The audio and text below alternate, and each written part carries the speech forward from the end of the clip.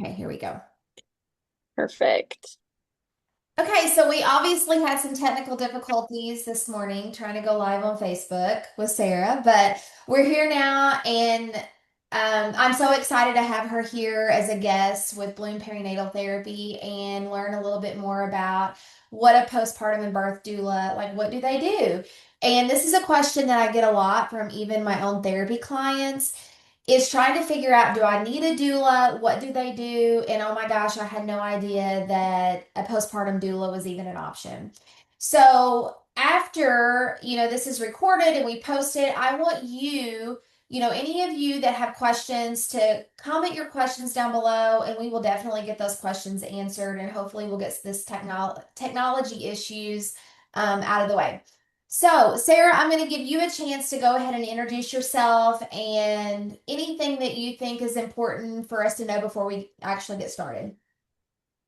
Yeah, I mean, just thank you for having me as your first guest. Like, I'm so honored that, you would want to have me on to talk birth stuff, which is my absolute favorite topic. I know you said we only have 40 minutes, and I was like, oh no, how am I gonna fit everything I want to say in 40 minutes?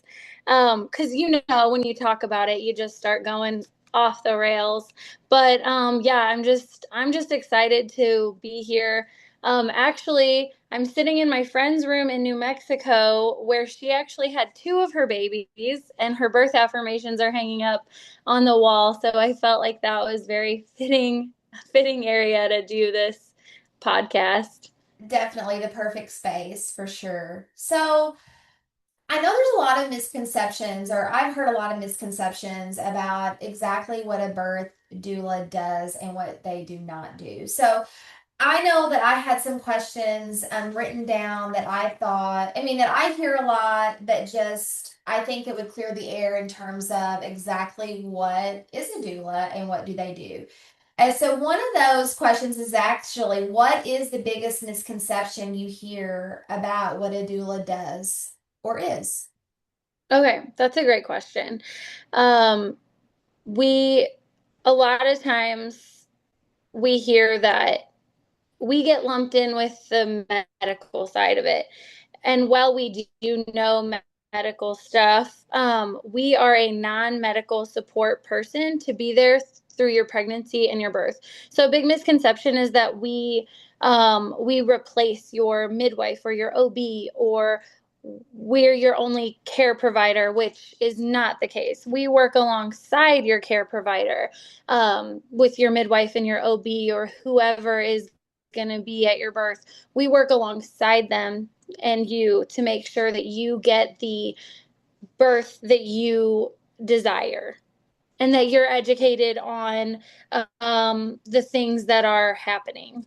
And then another misconception about doulas is that we only support like physiological birth, or someone that doesn't want an epidural, someone that wants to go quote unquote natural. And that could not be farther from the truth. I believe that every person, no matter how you want to have your baby, needs solid, steady support, unbiased, to be there for you emotionally, physically, just that steady presence in the room to keep you grounded.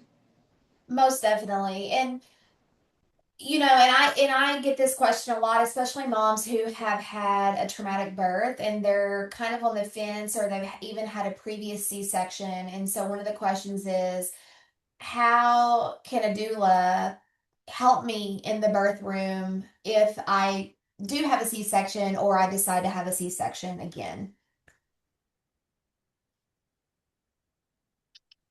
With them, will we still help them through their pregnancy with nutrition, pain management in their pregnancy, just talking about all the things they can do leading up to their C-section. We like to do, I like to talk with moms and like help release any fears they might have going into that space, or talk with their partners on how they can be there for them emotionally, because whether you have a c-section or a vaginal birth, like it's a big emotional time.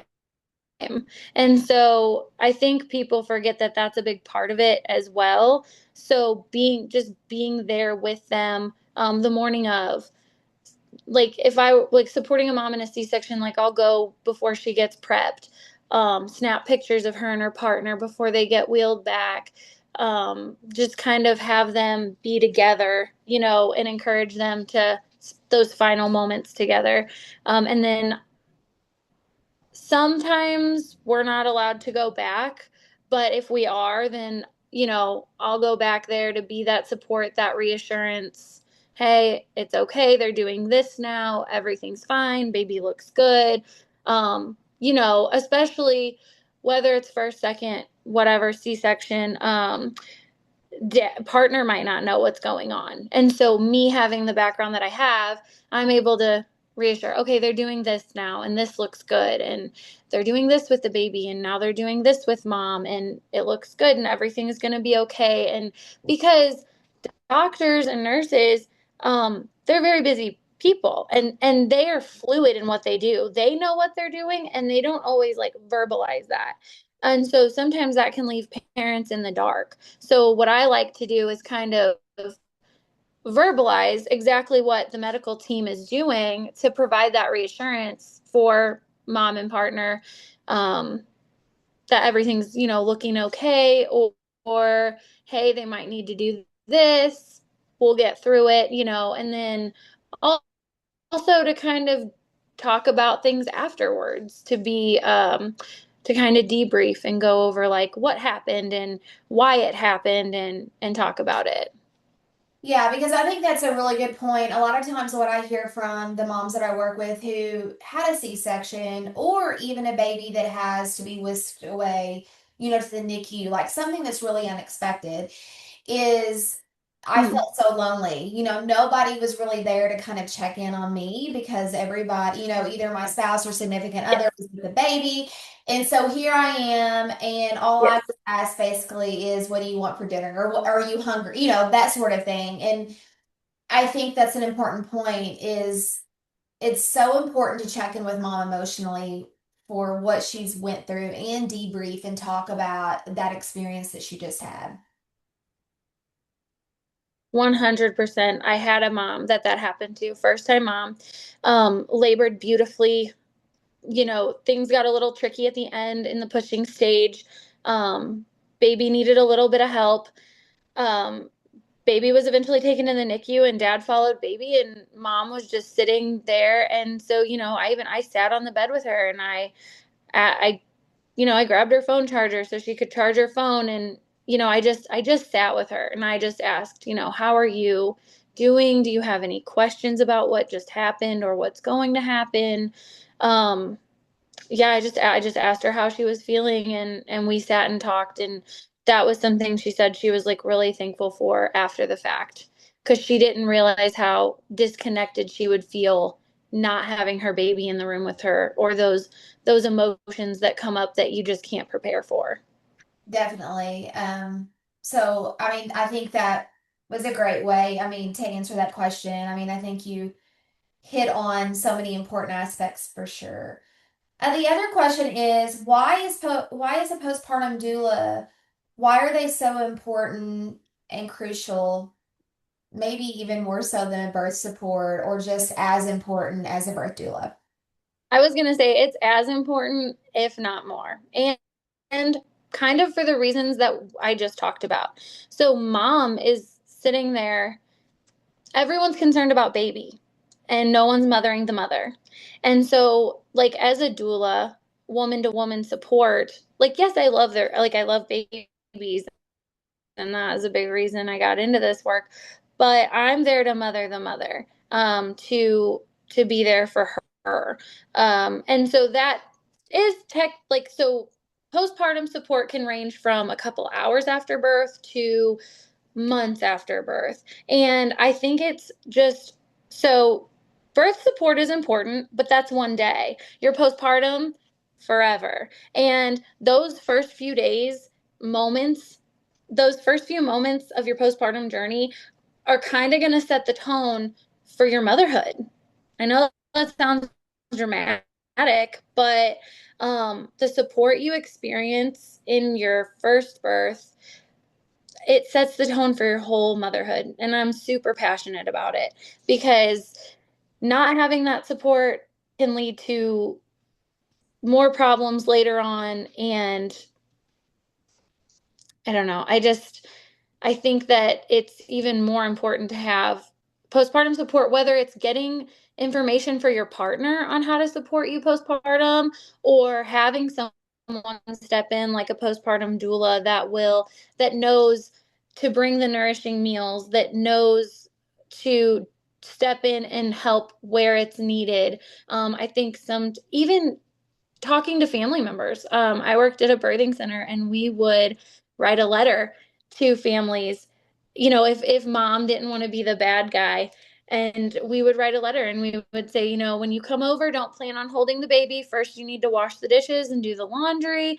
Ask mom how she's feeling, bring a meal, so that we could set them up for success when they are the active, like postpartum caregivers. So that way they're not just holding baby while mom, is 5 days postpartum, hunched over the sink, washing her dishes while she's still in a diaper. You know what I mean? Absolutely. I mean, I love the fact or the idea of writing that letter because one of the things that I work with postpartum moms a lot or I see is how do I communicate my wants and needs and my boundaries now with even if that's with my partner or family members? How do I express and how do I not feel bad about being assertive and telling others what my needs are? And so I Oh, love yeah. love that. I love the fact that, you're already setting sort of that up before baby even kind of arrives is okay, these are the expectations and these are the things that mom really needs. Because again, so many Hmm. times we And have this thought or what we imagine postpartum to be, right? And so many times that's not yep, what our postpartum story looks like. And it's right. no fault to mom necessarily or those around her. It's just because they just don't know. Yeah, you've never experienced this before. And that's what I tell moms all the time. Like I'm like, you're allowed to change your mind. So maybe you thought you wanted visitors in the first 2 weeks and then bears, and now you do. And, just, I don't know. Well, the biggest thing that I learned when I started my journey is that mom is the star of the show. Like, whatever mom wants, that's what we do. You know what I mean? So, like, you have to remove yourself, like if you're a support person, it's not about you, it's about what mom wants and needs in those moments, and not projecting like a bad experience that you might have had onto them in those moments. Absolutely. And I think we also forget like the postpartum period, especially for a mom who's trying to breastfeed and establish milk supply and all of those things too, is the importance of, well, even if a mom chooses not to breastfeed, it's just that bonding time and connection with her baby. And sometimes, that's not really given to mom because of all the visitors and the busyness of life. And it's important to kind of have that moment with baby for sure. So I love that. Yeah. Other people, should definitely be doing the dishes and do your sheets need to be washed? Does the laundry need to be done? Have you had a meal today? Have you had Hmm. plenty of snacks? All of these things because mom is the one that's healing not only physically but also emotionally from what her experience has been bringing this baby into the world. So Right. I love And so that is why, oh, sorry. it. No, That it's is okay. why a postpartum doula is so important because we've not only like experienced it ourselves, but we've sat with hundreds of women postpartum. And so like your mom or your grandma, they just might not know how to show up emotionally. And a lot of times what happens is they're there for the first week or 2 weeks And then mom is just kind of like, oh, what now? No one's checking in on me anymore. And so that's why a postpartum doula is so important, as like can be very helpful, because when the dust settles and you're left feeling like, whew, okay, and now what do I do? When you have all these questions. Yeah, And because so a also postpartum dad's doula usually gone back can, to work too. If he's had some time off. And so by 2 weeks, usually he right. goes to work too. And then here I am, I'm all alone and I have this baby to take care of and nobody's checking in on me. Yeah. And so the postpartum doulas, we know, we come in, we bring a meal, we will sit with you. It's like, we want to know, how are you doing? How do you feel really? Like, not the show for what you're putting on for everybody else, but like, truly, how is this for you? And just, like I said, experiencing it myself, and just being able to have those candid conversations and talk about what's normal, and how they're not alone. What you're feeling, you're not alone. A lot of us have been there. And we have our connections through social media now, but moms are more alone than ever. Um, and I don't know why, and I don't have the answer for that, but I think women sitting with women and just having those conversations is so important. Yes, a lot of validation. And I work with moms a lot saying, what you see on bringing up social media. What you see on social media is that's just like a short portion of that mom's, that's just a snippet of her day. That doesn't mean that when she's off on TikTok or that post on Facebook that she's not struggling in some way. We're not sitting a lot of times on social media and talking about exactly what we're struggling with and what's hard because again, Right. we look around and we're like, oh, she's got it all together. And my postpartum, like, this baby's here and this is what I wanted. It's supposed to be butterflies and rainbows and all these different things. And when it doesn't feel that way, then it internalizes to, oh, something's wrong with me. Why am I feeling this? And then the mom guilt kicks in. Yep. So, Yep. again, I mean, it's a topic I think that we could spend hours and hours on. And I mean, there's so many layers to it for sure, but I think that that's a good like broad overview for sure about how a postpartum doula can help and the work that you do for sure. Um, I know another question that I ask is, well, how do doulas help support my partner or spouse in the birthing room? Like, how can they help them? And I don't really know if I want someone else there on top of my spouse or my partner. Mhm. Yeah, and that's okay. But we can at least walk you through your pregnancy. Like, you can get a doula and they can walk you through your pregnancy, and we can talk to dad. Like, I love teaching dads. I love seeing dad or partners. I love seeing them grow through the pregnancy and the birth space. Even if I'm with a family for a short time, like if I'm just at the birth and I tell them, hey, come over here, let me show you like how to do hip squeezes. This is what she needs in this moment. Or like quietly just, why don't you go why don't you go hold her hand? Here, why don't you sway? Because I love having the involvement of the partner. I think it's so important. I'm there as a mediator, I guess. I can read the room and I can read mom and I know what's going on with her. Dad doesn't have that experience. This might be his first time stepping into a birth space. And men are fixers. They want to fix your pain. They don't know how to sit with you in pain, where women know how to sit with each other in those hard moments. That's what I do. Like, I sit with you in your hard moments and I let you know it's all going to be okay. Partner's over there in the corner kind of freaking out. But in pregnancy, like through the pregnancy, I love talking with dad. I love, this is what's going to happen. These are the stages of labor. Nothing, it's not an emergency. When she starts having contractions, when she can't talk through them, call me. We'll get through it. and at the end we're gonna have a baby and it's gonna be great. Um, just to keep them grounded, to keep them calm in those moments, because keeping partner calm is going to keep mom calm.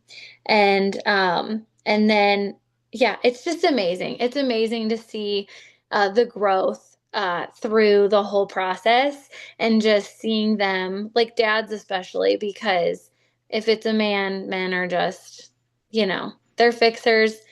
They want to make it go away, and they learn so much about how to support their partner, not just in the birth space, but just like outside of the birth space as well. And I just think it's a totally transformative time. And that is also why I like when it's just mom and dad in the room. And I know when to, I don't have to be there all the time. Like I can step out and give you your space. You want me to step out when the baby's born? I can. It's whatever you want. It's your birth, it's your day. I'm just there to facilitate, help make it a good experience, a better experience. Yeah. And again, I think you answered that beautifully, just how you can give the tools and the emotional support that that particular couple or that mom or spouse, dad, significant other, whoever that is, that it can be very tailored to what your needs are. It's not just, so black and white, if that makes sense in terms of what they're needing in that birthing space, because it's different for everyone. And so I love the fact that, they can communicate those needs and wants to you, and and you can change, or, be that person that they need Yeah, for work. So, the other question yeah, is, we're how do you, all oh, in. sorry, go ahead, Sarah. Oh, I was just saying that we're like, I'm fluid. I don't step in the room to take charge. As a doula, and most doulas don't. They're not there to step in and be in charge. They're just there to help, basically. Like it's a helpers. That's what our job is. Like we just want to be helpers. And the other thing that you can help partners with as a doula is when things go awry. And like I said, the doctors and nurses aren't necessarily communicating or asking. And partner, again, they're kind of froze up. And so it can reassure them, this is what's going on. This is what it's going to be okay. They're taking baby to the warmer. They just need to do a little suction. And I let them know, like, hey, you can go over there. Like, you can go over there and watch what they're doing. You can take photos. I'll stand with mom, you know, because even like, sometimes your instincts just don't kick in, like as a new parent, and can I do this? Can I do this? And it's like, yeah, it's your baby, you go ahead, do it, And so I think having that, like someone there to be like, yeah, it's your baby, do whatever you want, no one's telling you what to do, kind of thing, helps them kind of, oh, right, I'm the adult here. Yeah, because again, this is all new. You're not supposed to know how to do everything. And so sometimes you do just need that reassurance, and I guess seeking out again that support, however that may look, because this is all new. You've never been a dad or a mom before. You've never had a baby, or maybe this is a totally different birth experience than what you had the first time around. And so I love that, just being able to advocate and saying it's okay, or, you can do these things. And so, again, just being informed or helping to give them and provide that information is great. Yeah, it's like I said, it's totally transformative. I had a mom, it was her third baby, and it was her first time not having an epidural. So when things got primal at the end, like they do with a lot of sounds and things, dad was like, oh my gosh. And I'm like, yep, it's normal. And he's like, oh my. I'm like, yeah, those sounds are good. Like everything that's happening is good. She's going to have her baby soon, And he was just like, what, in total awe, It's pretty cool. I guess the last question that we can kind of touch on is, how do you balance helping moms advocate for themselves but still work alongside the doctors, midwives, nurses, whoever else is kind of in that professional role in the medical side of things. Mhm. So I this goes back to like the misconception thing too. I think that people think it's doula versus medical staff. And in for me, absolutely not. The medical staff, the midwives, they have their plates and I have mine. I'm there as non-medical support. I'm there for mom. Um, what does she need? Does she need a drink of water? Does she need a warm blanket? Helping with hip squeezes, holding the combs.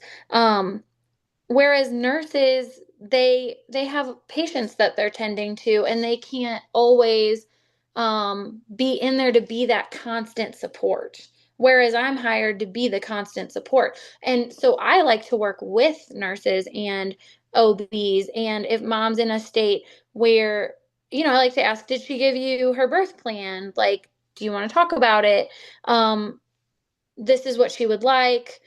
Or I try to have mom advocate for herself. If they come in and ask questions, I want her to stand up for herself and say, well, this is what I would like. I want the cordless monitor so that I can get up and walk around and do all of the things. I'd like to be able to get into the shower. Um, so I like working with medical staff. Not It's not us versus them. It's Right. we're all working together for mom and baby, and that is our goal. So my goal is I want mom to have the birth that she desires to have. And if that's not the case, I'm there to reassure her that it's still going to be okay. And then medical has their place to, when emergent things happen, they know the best route to go for her. Yeah. And I think that's a good, I've even heard the misconception of, oh, I thought doulas were sort of like a midwife. And, even that misconception, and it's usually from, again, someone who's not well versed in birth, which is completely fine, or just someone out in the public who really doesn't understand. Again, it's that misconception of what doulas actually are there for and what they provide. Right. Um, I've noticed with some of, my moms who might have had a birth that was traumatic or something happened that was unexpected. And when I talk to them, either they're thinking about getting pregnant or they are pregnant and they want a totally different and I just got a thing that we're gonna run out of time, so we'll make it quick. Um so we have 9 minutes remaining. So we got plenty of time I to was gonna say, should we do a second Zoom? um But their thing is how could a doula have helped me the first time around, and how can they help me so that I can get the birth that I desire the second time around? And a lot of times, that might look like, okay, well, when we go back to your first birth and you talk about it, we kind of put the puzzle pieces together. Were there things that a doula could have helped you with? Like you even said, like, okay, do we need to change positions to get baby in a more optimal position? Do you need quiet time without the doctors or the nurses in the room to talk? Do you want me to be included in that conversation with you and your husband to kind of decide and have that more informed choice of what you feel like is best moving forward with birth? If that, you know. So I really talked to them about, how a doula can be helpful. And also in the sense that if I've been through something traumatic and it was really hard for me, and then the second time around, I can have that support system or that support person in place that I feel safe with, that's going to help Mhm. me to have a more safer environment for something that I feared or had a really difficult time with and caused me a lot of panic. That looks and feels a lot different than if I'm just trying to do this alone again. 100%. And that is one of my um, biggest reasons for doing what I do. Like why I'm so passionate about it is because no matter how many babies you have, whether it's your first or your 10th, and no matter how it plays out, you will never forget the day you had your baby. You will never forget how people made you. You will never forget how the people around you made you feel. You will never forget like the sights and the smells and the sounds, and you will never forget it.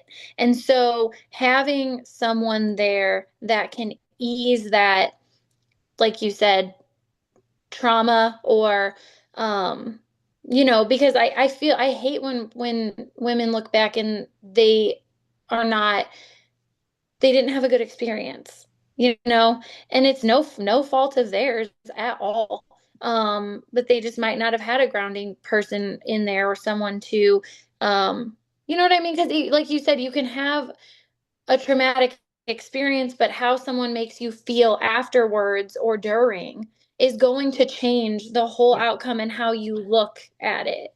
So I'm really passionate about that piece of it, because I just feel like it's the most important day of your life every time you have a baby.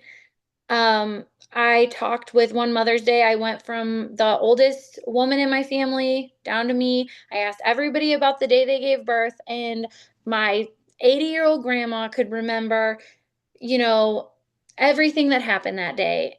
And she remembered, sights and sounds and smells and what my grandpa did to make her mad. And, so it's important that you have someone there that makes you feel okay. Yes. And I think this is sort of where I'm different as a therapist too, is a lot of times there's disconnect in terms of how that birth experience also affects that mom postpartum.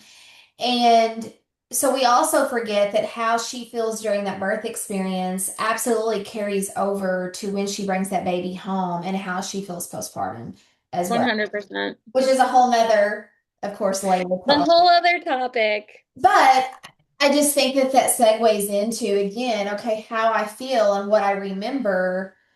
It does affect you, I believe, in a lot of aspects of your life. It's not just that one moment and, oh, you have a healthy baby and mom's okay and we're going home with this baby now. We miss the fact that, okay, even though baby is okay and baby is healthy, again, what about the health and the emotional side of this mom and how is she feeling after the birth of the baby? Yep. And how are we going to support her going forward? How are we going to get her through this? Even if it wasn't traumatic, like my first birth wasn't necessarily traumatic, but I'm like, yes, tell me your birth story, please. Don't leave out one graphic detail. Like, I want to hear it from start to finish. Like, don't leave anything out, because sometimes even just sitting with a mom and letting her talk about her birth story, um, sometimes that's all she needs. She just needs to sit and process the whole story, whether it was traumatic or not.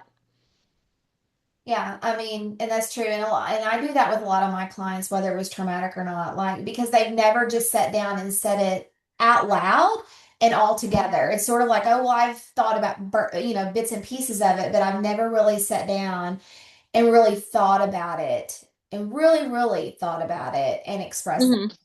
um, so I love that. So I know that we're almost out of time, but I just, I want to thank Sarah for her time today.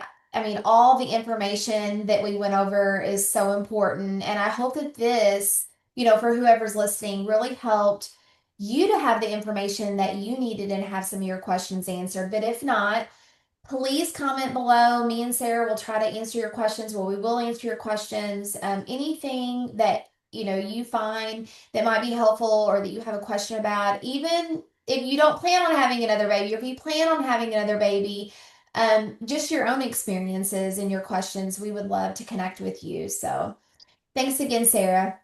No, thank you so much. And you know, I'm an open book. So anyone can message me with any questions at any time. And, I'm just here to help. So thank you so much for letting me come on and talk about my favorite thing ever. Really, I mean, it was really an honor to like be your first guest, even though technical difficulties, but I will it's get those fine. figured out. I will get those figured out. But thanks again, I'm Sarah. fine being the guinea pig. Thank you.